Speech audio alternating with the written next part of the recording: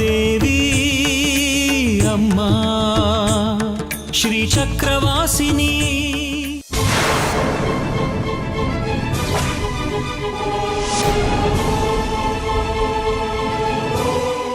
ಈ ವ್ರತದಲ್ಲಿ ಮೊದಲನೇ ಶುದ್ಧಿ ವಾಕ್ ಮತ್ತು ಚಿತ್ತಶುದ್ಧಿ. ವಾಕ್ ಅಂದ್ರೆ ಮಾತು, ಚಿತ್ತ ಅಂದ್ರೆ ಮನಸ್ಸು. ಶ್ರೀಚಕ್ರದ ಜನನಕ್ಕೆ ಬೇಕಾದ ವ್ರತಗಳನ್ನೆಲ್ಲ ಶ್ರೀಮತಿ ಜಾಜಿಗೂ ಬಂಗಾರಿಗೂ ಬೋಧಿಸ್ತಾ ಇದ್ದಾಳೆ. ಬನ್ನಿ ಬನ್ನಿ, ಕೈಕಾಲು ತೊಳ್ಕೊಂಬನ್ನಿ, ಊಟಕ್ಕೆ ಕೂರಿವ್ರಂತೆ.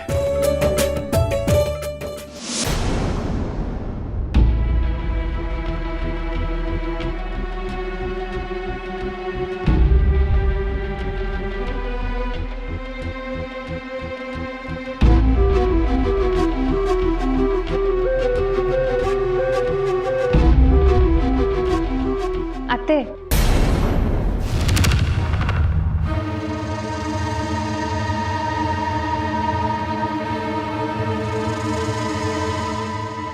ನೀವು ಬನ್ನಿ ಕೂತ್ಕೊಳ್ಳಿ, ನಿಮ್ಗೂ ಊಟ ಬಡಿಸ್ತೀನಿ. ಇಂಥ ಮಾನ್ಗೆಟ್ಟವ್ರ ಜೊತೆ ನಾನು ಊಟ ಮಾಡ್ಬೇಕೇನೆ?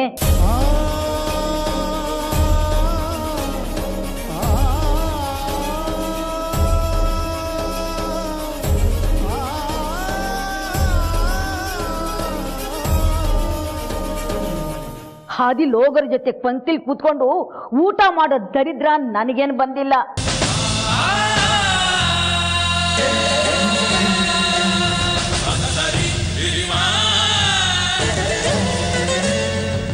ಇವನು ಚಪ್ಪಲಿ ಕಾಯೋ ದಾಸ,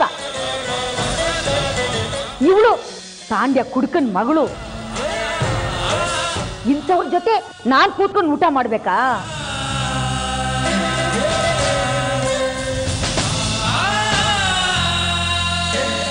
ನಿಮ್ಗಂತೂ ನಾಚಿಕೆ ಮಾನ ಮರ್ಯಾದೆ ಏನೂ ಇಲ್ಲ. ಎಂಥವ್ರು ಬೇಕಾದ್ರೂ ಉಪಚಾರ ಮಾಡ್ತೀರಾ, ನನ್ನೂ ಹಾಗೆ ಅನ್ಕೊಂಡ್ರಾ?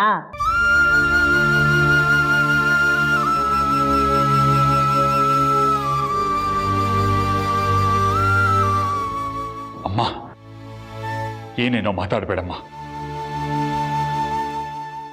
ಪಾಪ ಮಕ್ಕಳು ಊಟಕ್ಕೆ ಕೂತಿದ್ದಾರೆ.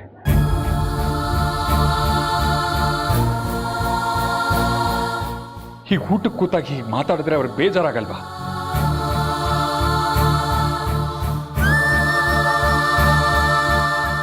ಬೇಜಾರು? ನಿನಗೆ ಅವ್ರ ಬೇಜಾರು ಮಾತ್ರ ಗೊತ್ತಾಗತ್ತೆ. ನಾನು ನಿನ್ ತಾಯಿ, ನನ್ನ ಸಂಕಟ ನಿನಗೆ ಗೊತ್ತಾಗಲ್ಲ ಅಲ್ವಾ?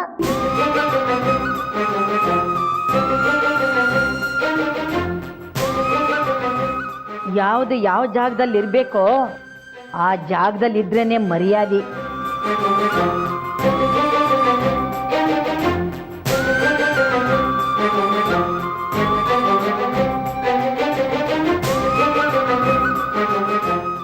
ಚಪ್ಪಲಿನ ಹೊಸ್ಲಾಚನೆ ಇಡಬೇಕು,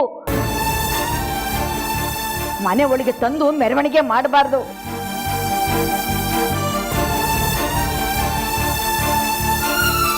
ಬೈದ್ರು ಹ್ಯಾಕ್ ಕೂತಿದ್ದಾರೆ ನೋಡು ಮಾನ್ಗೆಟ್ಟವರು.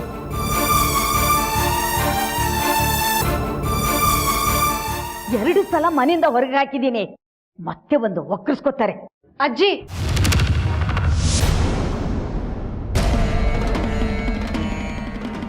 ಇದು ಬರೀ ವ್ರತ ಅಲ್ಲ, ಶುದ್ಧೀಕರಣ ಪ್ರಕ್ರಿಯೆ. ಮನುಷ್ಯ ಗೊತ್ತೋ ಗೊತ್ತಿಲ್ಲದಿರೋ ಅರಿಷಡ್ ವರ್ಗಗಳಾದ ಕಾಮ, ಕ್ರೋಧ, ಲೋಭ, ಮೋಹ, ಮದ, ಮಾತ್ಸರ್ಯಗಳನ್ನು ತನ್ನೊಳಗೆ ತುಂಬಿಕೊಂಡು ಮನಸ್ಸನ್ನ ಕಲುಷಿತಗೊಳಿಸಿರ್ತಾನೆ. ನೀವು ಶ್ರೀಚಕ್ರದಂಥ ಶಕ್ತಿಗೆ ಜನ್ಮ ನೀಡಬೇಕಾದ್ರೆ ಇದನ್ನೆಲ್ಲ ಮೀರಬೇಕಾಗತ್ತೆ. ಅದಕ್ಕೋಸ್ಕರನೇ ಈ ವ್ರತ. ಇದು ಶುದ್ಧಿ ತಂತ್ರ. ಇದನ್ನ ಪಾಲಿಸಿದ್ರೆ ಮಾತ್ರ ನೀವು ಆ ಮಹಾಶಕ್ತಿಗೆ ಜನ್ಮ ಕೊಡೋಕೆ ಯೋಗ್ಯರಾಗ್ತೀರಾ.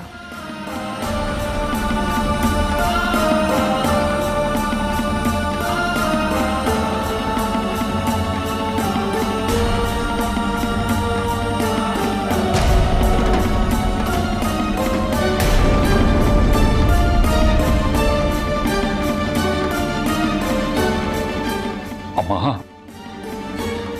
ಇವ್ರು ಈ ಮನೆ ಮಕ್ಕಳು, ಅವ್ರು ಇಲ್ಲಿಗೆ ಬರದೆ ಇನ್ನೆಲ್ಲಿಗೆ ಹೋಗ್ಬೇಕು ಹೇಳು? ಎಲ್ಲಾದ್ರೂ ಹಾಳಾಗಿ ಹೋಗ್ಲಿ ಕಣೋ, ನಿನ್ಗೇನಾಗ್ಬೇಕು? ಆ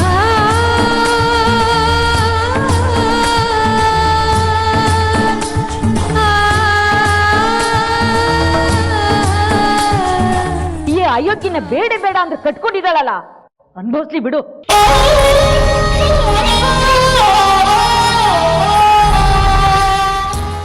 ಇಂಥ ತಿರ್ಕಡ್ ಕಟ್ಕೊಂಡ ಮೇಲೆ ಅರಮನೆ ಕನ್ಸ್ ಕಾಣಬಾರ್ದು, ಬೀದೇನೆ ಗತಿ.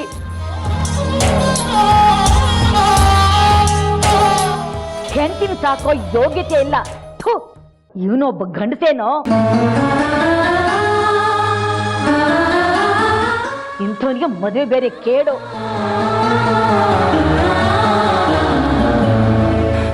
ಮಾನ್ಗೆಟ್ಟವು ಎಷ್ಟು ಉಗಿದ್ರು ಊಸ್ಕೊತವೆ. ಮಾನ ಇಲ್ಲ, ಮರ್ಯಾದೆ ಇಲ್ಲ.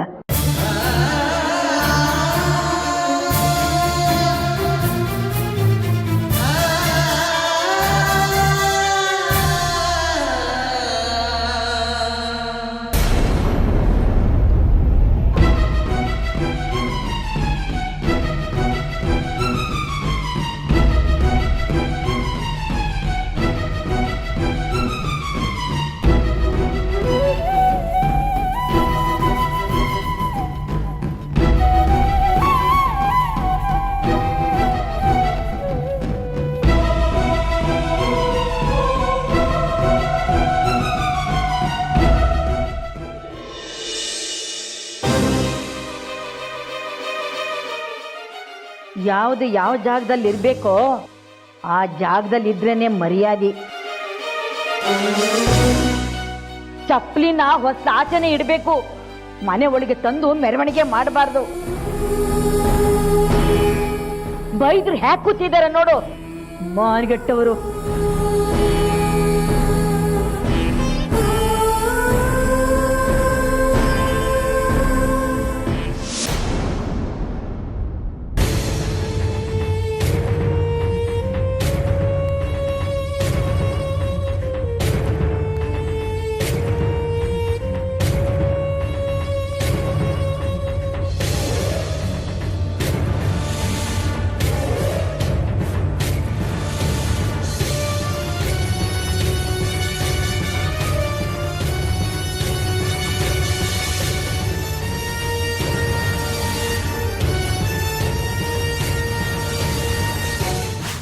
ನಾವೆಲ್ಲರೂ ಒಟ್ಟಾಗಿ ನಿಂತು ಅವರು ವ್ರತ ಭಂಗ ಮಾಡಬೇಕು. ಅವರು ವ್ರತ ಕೆಟ್ರೆ ನಾವು ಗೆದ್ದ ಹಾಗೆ. ಸೂರ್ಯಾಂಶು ಸರಿಯಾಗಿ ಹೇಳ್ತಾ ಇದ್ದಾನೆ ಕಡ್ಕಿ. ಈಗ ನಾವು ಮಾಡ್ಬೇಕಾಗಿರೋದು ಅದೇನೇ ವ್ರತ ಭಂಗ. ವಾಕ್ ಮತ್ತೆ ಚಿತ್ತಶುದ್ಧಿ. ಅದ್ರ ಪ್ರಕಾರ ಅವರು ತಮ್ಮ ಮನಸ್ಸನ್ನ ಚಂಚಲಗೊಳಿಸ್ಕೋಬಾರ್ದು, ಸುಳ್ಳು ಹೇಳಬಾರ್ದು, ಕೆಟ್ಟದ್ದನ್ನು ಯೋಚನೆ ಮಾಡಬಾರ್ದು. ಮನಸ್ಸನ್ನ ನಿರ್ಮಲವಾಗಿಟ್ಕೊಂಡಿರ್ಬೇಕು. ಅದಕ್ಕೆ ನಾವು ಅವಕಾಶ ಮಾಡಿಕೊಡಬಾರ್ದು.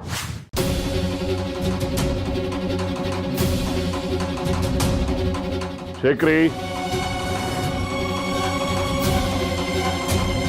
ಶೇಖರಿ. ಯಜಮಾನ್ರೆ,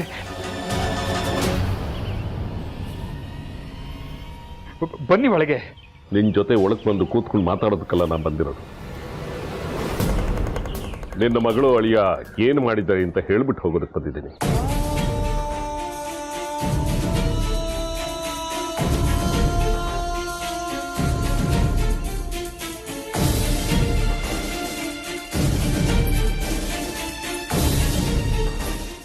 ಅವ್ರೇನ್ ಮಾಡಿದ್ರು ಯಜಮಾನ್ರೆ?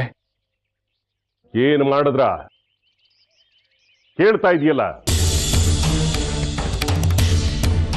ನೀವೇನೋ ಮನೆಯಿಂದ ಹೊರಗೆ ಹಾಕಿ ಕೈ ತೊಳ್ಕೊಂಡ್ಬಿಟ್ರಿ.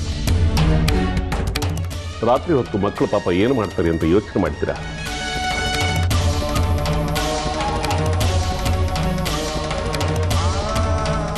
ಹೋಗ್ಲಿ, ಏನಾರೋ ಆಗ್ಲಿ, ಹಿರಿಯರು ನಾವು ಅನ್ಸರ್ಸ್ಕೊಂಡು ಹೋಗ್ಬೇಕು ಅಂತ ಹೇಳಿ ನಾನು ಇವರಿಬ್ಬರಿಗೂ ಆಶ್ರಯ ಕೊಟ್ಟೆ.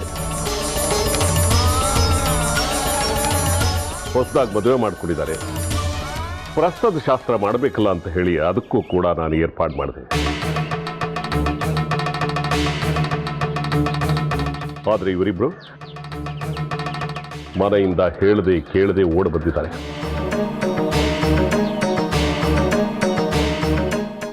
ಇದು ಸಂಸ್ಕಾರನ?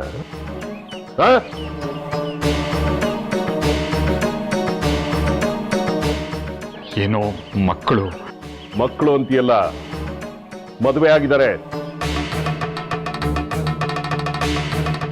ಇನ್ನೂ ಎಂಥ ಮಕ್ಕಳು? ನೋಡ್ ಶೇಖರಿ, ಒಂದು ವಿಷಯ ಹೇಳ್ತೀನಿ, ಅದು ಸತ್ಯ. ಈ ಬಂಗಾರಿ ಇಲ್ಲಿರೋವರೆಗೂ ನಿಮಗೆ ನೆಮ್ಮದಿ ಸಿಕ್ಕೋದಿಲ್ಲ. ಅದಕ್ಕೆ ಇಂಥ ಅಪಶಕುನಗಳೆಲ್ಲ ನಡೀತಾ ಇರೋದು. ಏನ್ ಮಾಡಕ್ಕಾಗತ್ತೆ ಯಜಮಾನ್ರೆ? ಅವನು ಬಡವ ಇರಬಹುದು, ಆದ್ರೆ ಒಳ್ಳೆ ಹುಡುಗ, ಮನಸ್ಸಲ್ಲಿ ಯಾವ ಕಲ್ಮಶನೂ ಇಲ್ಲದವನು.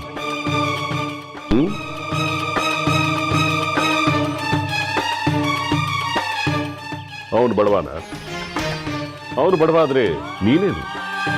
ನೀನೇನು ಶ್ರೀಮಂತ?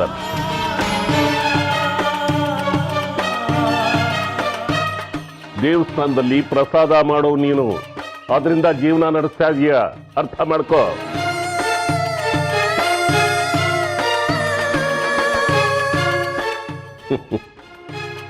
ಅದು ಬಿಡು, ಇವನು ಯಾವ ಕುಲಕ್ಕೆ ಸೇರಿದವನು?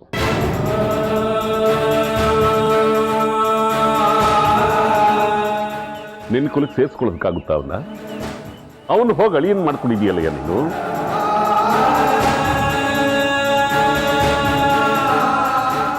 ಸರಿ, ಜಾಜಿ ನಿಮ್ಮ ಮನೆಗೆ ಸೇರಿದವಳ, ಅವಳನ್ನೇನೋ ದತ್ತಪುತ್ರಿ ಅಂತ ಸ್ವೀಕಾರ ಮಾಡಿಬಿಟ್ಟೆ. ಸರಿ,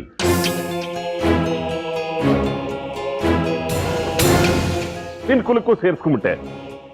ತಡೋ, ಇವನನ್ನ ಹೇಗೆ ನಿನ್ನ ಕುಲಕ್ಕೆ ಸೇರಿಸ್ಕೊಳ್ತೀಯ?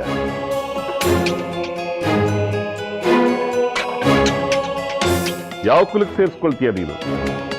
ಅವನಿರೋವರೆಗೂ ನೀನು ಉದ್ಧಾರ ಆಗೋದಿಲ್ಲ, ಅರ್ಥ ಮಾಡ್ಕೋ. ನೀವು ಹಿರಿಯರು, ಜ್ಞಾನಿಗಳು, ನಿಮ್ ಬಾಯಿಲಿ ಇಂಥ ಮಾತು ಬರಬಾರ್ದು.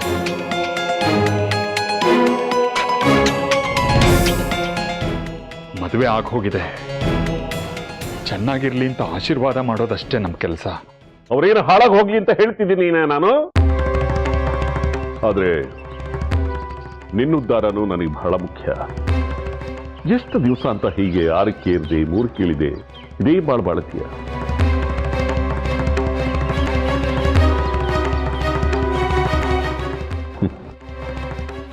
ಈ ಬಂಗಾರಿಯನ್ನು ತಡೆಗೋಡೆ ಇರೋವರೆಗೂ ಲಕ್ಷ್ಮಿ ನಿನ್ನ ಹತ್ರನೂ ಸುಳಿಯಲ್ಲ, ಹೇಳಿದ್ದೀನಿ.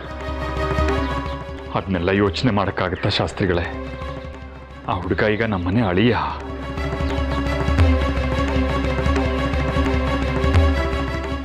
ಗಾದೆ ಮಾತೆ ಇದೆಯಲ್ಲ ಶೇಖರಿ, ಅಳಿಯ ಮನೆ ತೊಳೆಯ ಅಂತ.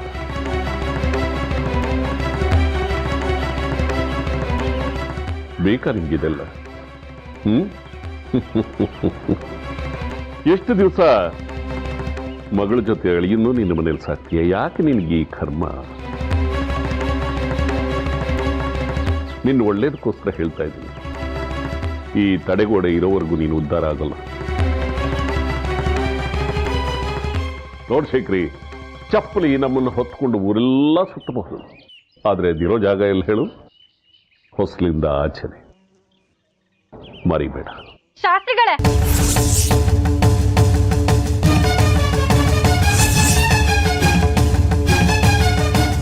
ಮುಂದಿನ 2 ಸೂರ್ಯಾಸ್ತಗಳವರೆಗೆ ಈ ವ್ರತ ಚಾಲ್ತಿಯಲ್ಲಿರುತ್ತೆ.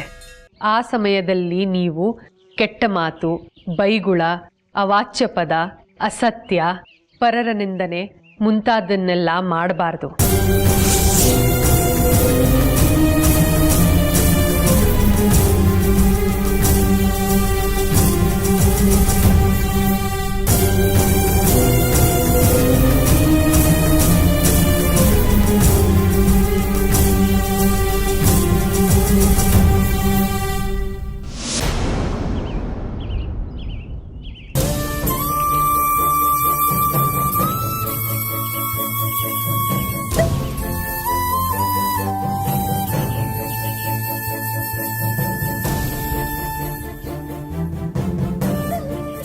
ನಾನು ನಿಮ್ಮ ಮನಸ್ಸನ್ನ ಎಷ್ಟು ನೋಯಿಸ್ದೆ ಅನ್ನೋ ಅರಿವು ನನಗಿದೆ. ಅದಕ್ಕೆ ನೀವು ಹೀಗೆಲ್ಲ ಮಾತಾಡ್ತಿದ್ದೀರಿ ಅಂತ ನನಗೆ ಗೊತ್ತಿದೆ. ನಾನು ನಿಮ್ಮ ಮಗಳು ಅಂದ್ಕೊಂಡು ನನ್ನ ತಪ್ಪನ್ನೆಲ್ಲ ಹೊಟ್ಟೆಗೆ ಹಾಕೊಂಡ್ಬಿಡಿ ಶಾಸ್ತ್ರಿಗಳೇ. ನೀವು ದೊಡ್ಡವರು, ಏನೋ ಕೆಟ್ಟಗಳಿಗೆ ನಿಮ್ಮ ಮಾತು ಮೀರಿದ್ವಿ. ನಮಗೆ ಸ್ವಲ್ಪ ಸಮಯಾವಕಾಶ ಕೊಡಿ. ಇನ್ ಮುಂದೆ ಹೀಗಾಗಲ್ಲ. ದಯವಿಟ್ಟು ನಮ್ಮನ್ನು ಕ್ಷಮಿಸ್ಬಿಡಿ ಶಾಸ್ತ್ರಿಗಳೇ.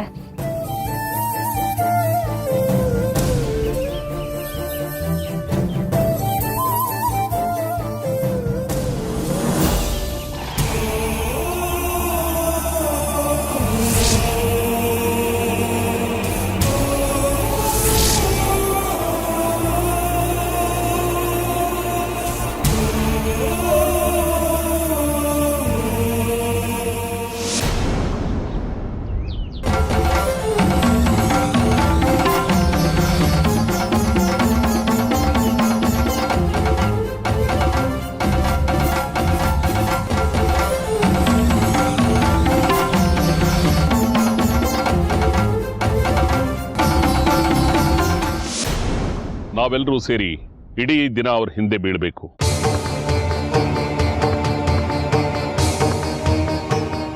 ಅವ್ರ ಮನಸ್ಸನ್ನ ಚಂಚಲಗೊಳಿಸಬೇಕು, ಅವ್ರ ಬಾಯಿಂದಾನೆ ಸುಳ್ಳು ಹೇಳಿಸಬೇಕು, ವಿಘ್ನಗಳನ್ನು ಉಂಟು ಮಾಡಬೇಕು, ವ್ರತಭಂಗ ಮಾಡಬೇಕು. ಶ್ರೀಚಕ್ರ ಸ್ವರೂಪಿ ಶಿಶುವಿನ ಜನನಕ್ಕೆ ಜಾಜಿ ಅನರ್ಹಳಾಗ್ತಾಳೆ.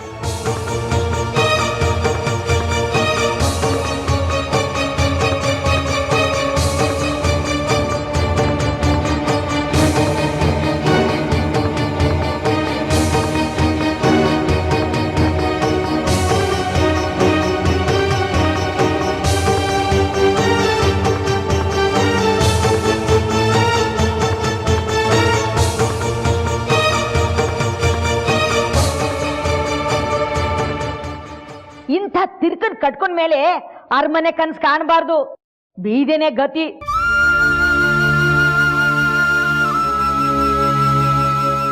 ನೋಡ್ ಶೇಖರಿ, ಚಪ್ಪಲಿ ನಮ್ಮನ್ನು ಹೊತ್ಕೊಂಡು ಊರೆಲ್ಲ ಸುತ್ತಬಹುದು, ಆದ್ರೆ ಅದಿರೋ ಜಾಗ ಎಲ್ಲಿ ಹೇಳು?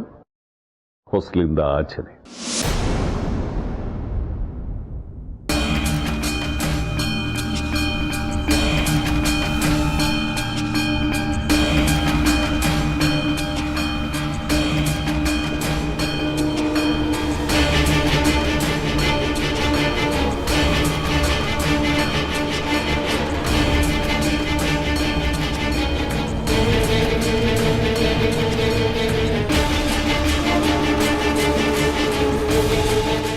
ಗಂಡ ಹೆಂಡತಿ ಇಬ್ರು ಎಲ್ಲೋ ಹೊರಟಿರೋ ಹಾಗಿದೆ.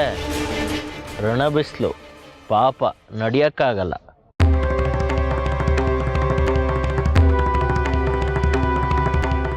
ಅಲ್ಲಯ್ಯ ಜಗ್ಗಿ, ಇವಳು ನಿನಗೆ ಸಂಬಂಧಿಕಳಲ್ವಾ?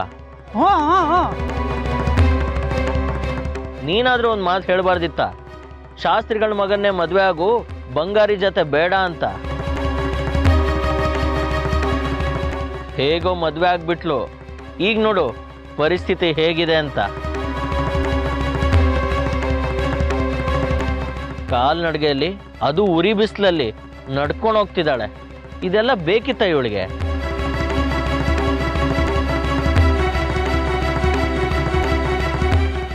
ನನ್ನನ್ನೇನಾದ್ರೂ ಮದುವೆ ಆಗಿದ್ದಿದ್ರೆ ಕಾರಲ್ಲಿ ಓಡಾಡಿಸ್ತಿದ್ದೆ, ರಾಣಿ ಥರ ನೋಡ್ಕೋತಿದ್ದೆ. ತಾನಾಗೆ ಬಂದ ಅವಕಾಶನ ಹೇಗೆ ಕಳ್ಕೊಂಡ್ಲು ನೋಡು.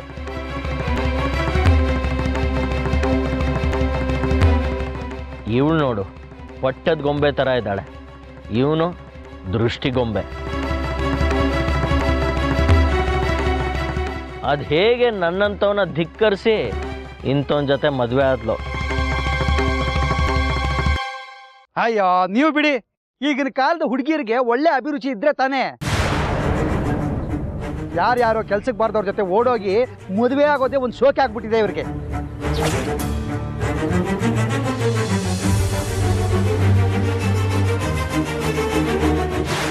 ಆದ್ರೂ ಜಾಜಿಗೆ ಇಂಥ ಕಳಪೆ ಅಭಿರುಚಿ ಇರತ್ತೆ ಅಂತ ಗೊತ್ತಿರಲಿಲ್ಲ ಜಗ್ಗಿ. ನೀವು ಹೇಳೋದು ಅಕ್ಷರ ಸಹ ಸತ್ಯ.